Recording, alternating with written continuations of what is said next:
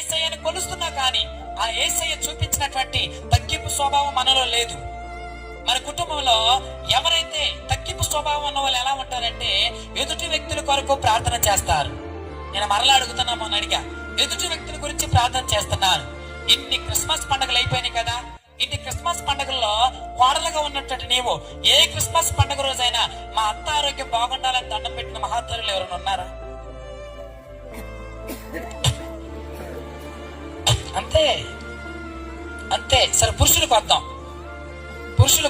తీసుకున్న కట్నం, పోయొత్తున్న పండగకి, తెచ్చుకుంటున్న బట్టల పండగకి, ఇన్ని పండుగలు నువ్వు వస్తున్నావు కాబట్టి దండం పెట్టి దేవుడికి మా అత్తామామ బాగుండాలయ్యా, వాళ్ళు మంచిగుంటేనే నేను ఉన్నగుంటానని ప్రార్థన చేసిన ఎప్పుడైనా అత్తామామల గురించి? లేదు, చెయ్యం మనం. ఎందుకంటే మనం చేతి తగ్గిపోం, మనం అసలుకి 6 అడుగులు కిందకి వెళ్ళిపోతాం పోయేలోకి. దాని గురించి చేసేదేనండి. దాని సంగతి మీకు తెలుసా?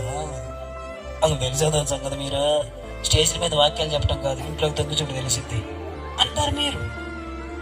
యేసు ప్రభువారు అంటే చూసిండు, తొంగి కాదు కదా, మన హృదయాలు ఇప్పి చూసిండు ఆయన.